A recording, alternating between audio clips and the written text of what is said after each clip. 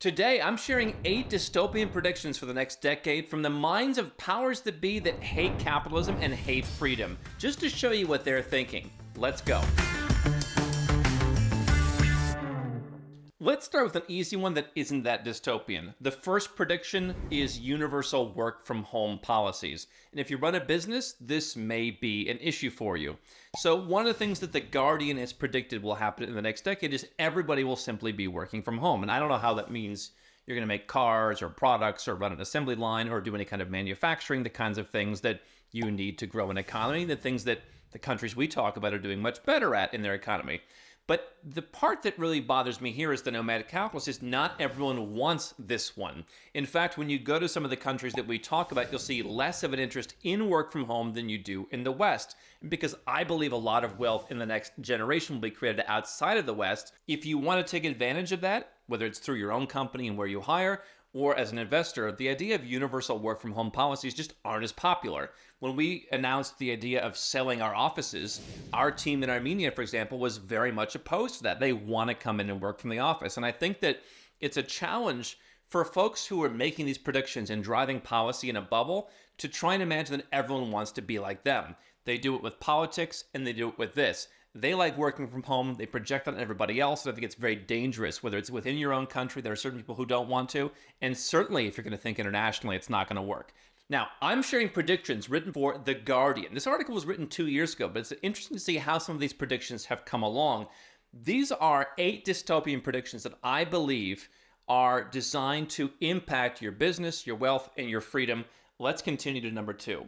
The second prediction is carbon labeling for consumer goods. And the article says this could be used to justify higher prices for certain more carbon responsible items. As in, hey, if you're going to be carbon responsible, you should buy this, kind of like the more expensive organic bananas. And what people have been concerned about is, hey, the government is increasingly tracking our money. How are they going to, track? Do we drink too much alcohol in terms of not getting certain social benefits that we paid into later because, hey, sorry, we have to ration it? And what will they do if we don't buy the more carbon responsible items? The dystopian prediction is, hey, we're going to have to label all the consumer goods based on how much carbon. And in the same way that if you do things that the government doesn't like, they may deny you the services you've paid for in the future.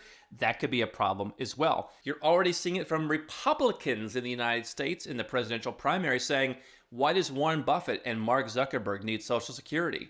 They don't, but they paid into it. The government, when they run out of money, is going to ration what they give to you.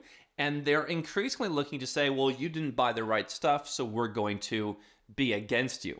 Now, the third dystopian prediction is cashless biometric payments.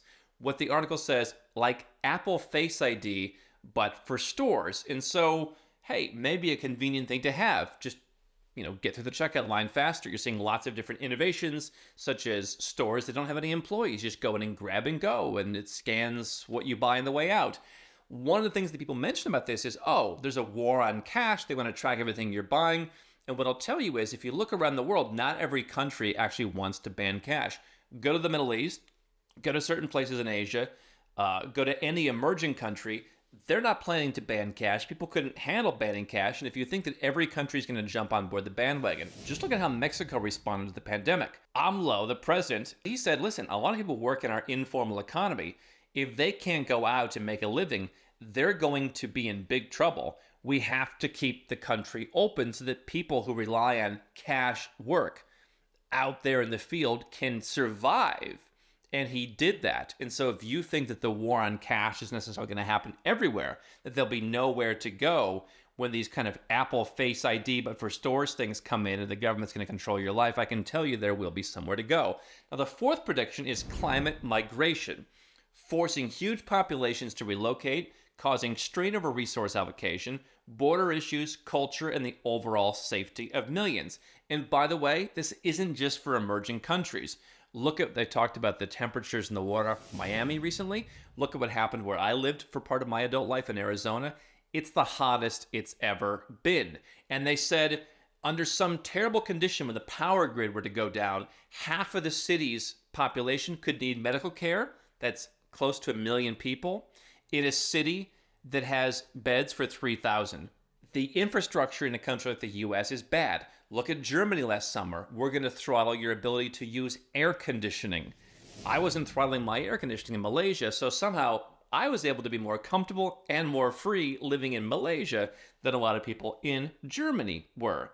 And so when they talk about climate migration, they say huge populations may need to relocate. That's been talked about. What about some of these tiny little islands in the South Pacific? Where are those 10,000 people going to go, for example? Resource allocation is going to be an issue. That's one reason why I believe it's a good idea to have a passport in a country that is very abundant in resources and actually uses them and actually gives you the right to use them.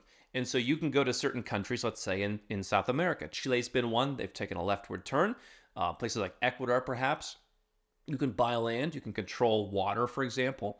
You can have abundant food. Find a country where a lot of stuff is produced domestically. So, Turkey has a citizenship by investment program. A lot of people kind of recoil at the idea of Turkey. Turkey has very much made itself into an agriculture and manufacturing hub for the region. And if things get dicey, it might be a place where, hey, this is a self-sustaining country. The U.S. has that. The U.S. doesn't always use its resources, and the U.S. is going down the path of, but, the carbon labeling isn't working.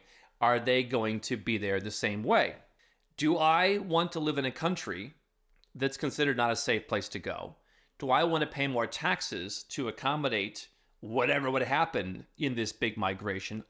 I'm a big proponent of immigration, but I think that you're going to have a situation in this scenario where you're going to have to pay a lot more taxes. And a lot of things could happen. A lot of civil unrest could happen. Now, the fifth dystopian prediction is what they call rewilding, pointing to a shift away from an increasingly elusive homeownership towards permaculture land ownership. Basically saying, in the future, people are going to want to own their home less. If you look at Europe, for example, Germans own their home at a much lower rate than many other people in Europe. Actually, Eastern Europeans in places like Romania and Serbia have extremely high rates of home ownership. It's very important to them. In places like Germany, it's not important. What they're saying is, more countries are going to be like Germany.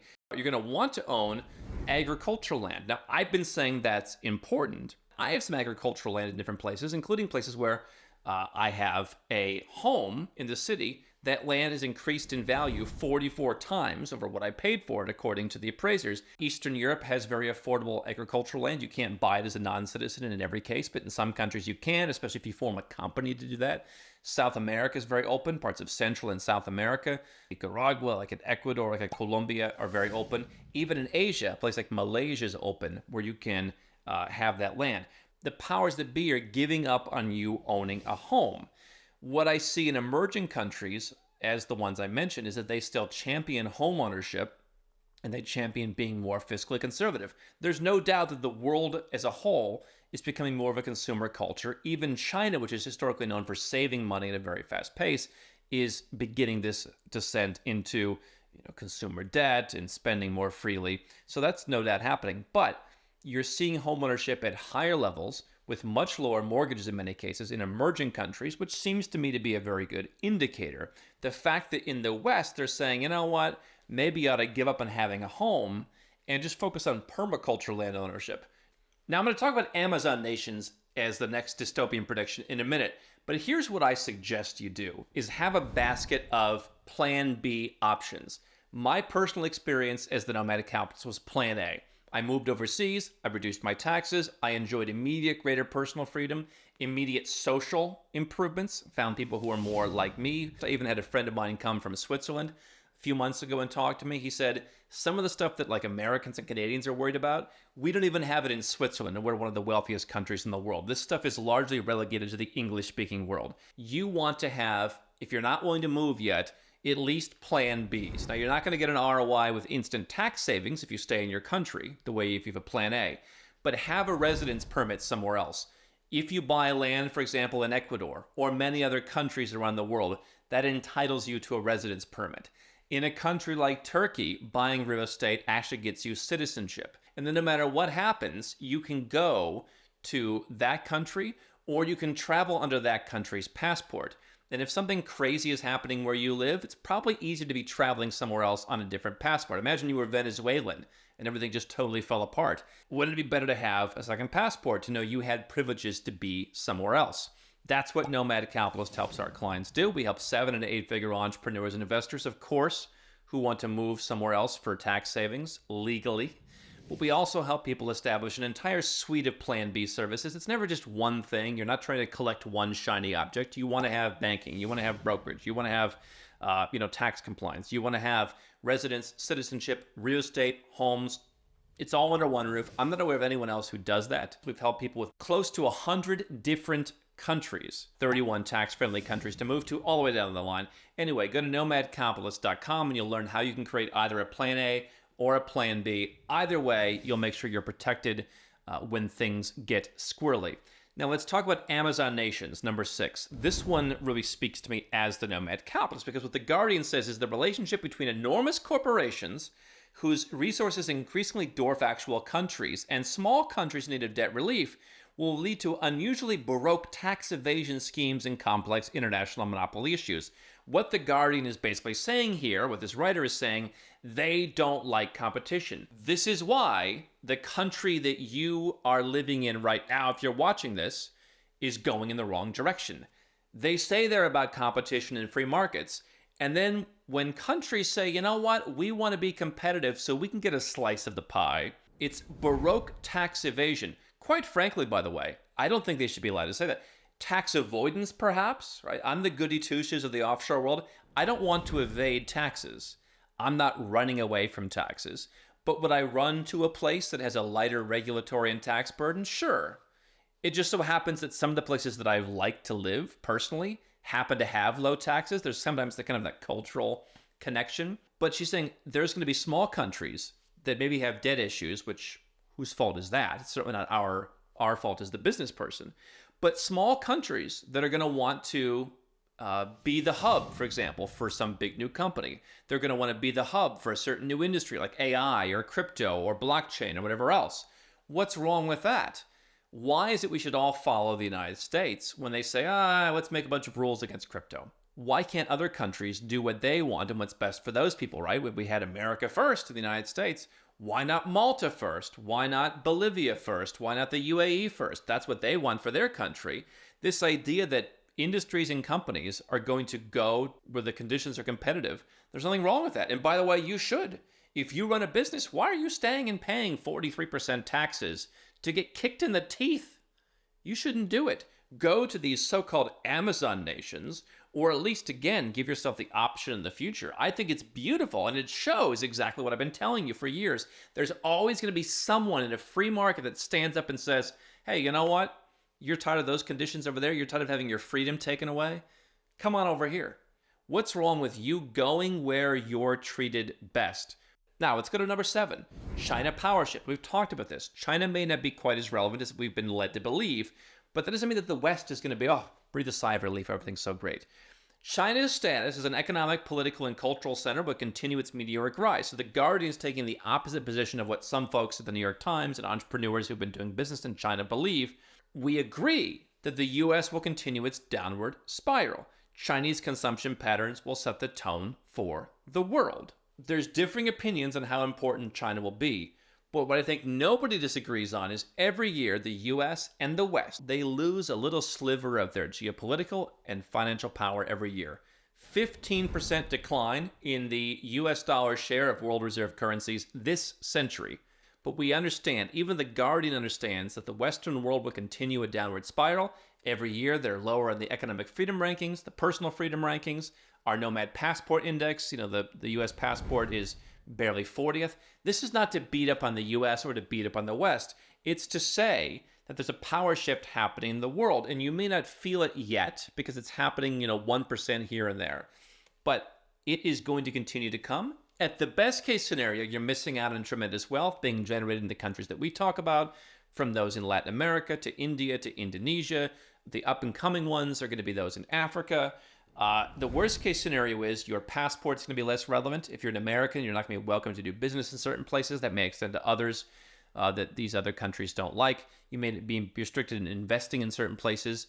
You are going to be from a country that is less and less relevant. And maybe there's nothing wrong with that. The 8th dystopian prediction is the breakdown of traditional educational paths. I recently spent some time with a gentleman who lives our trifecta method. He's a very wealthy guy, owns homes around the world, and he's educating his child with private tutors that follow them around. And the tutors teach the child different languages. The child will be multilingual by the time they're an adult. They learn the stuff that is most relevant to their child's individual needs.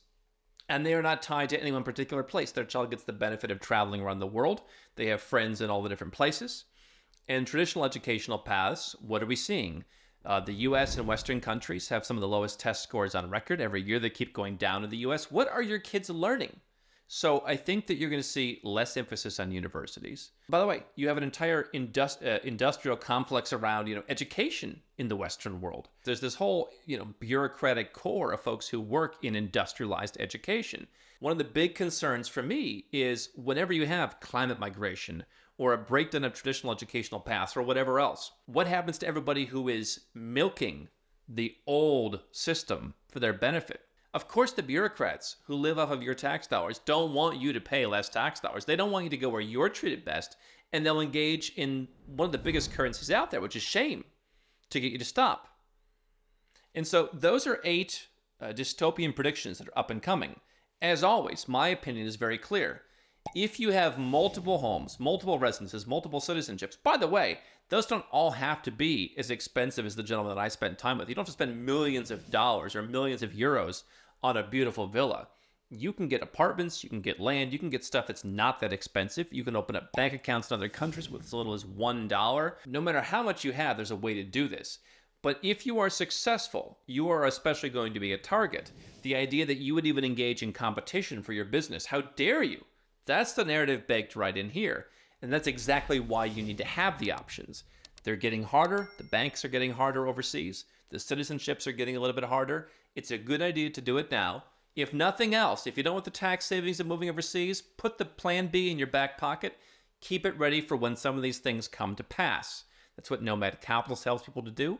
You can go to nomadcapitalist.com. If you are a 7 or 8 figure entrepreneur, look at our service.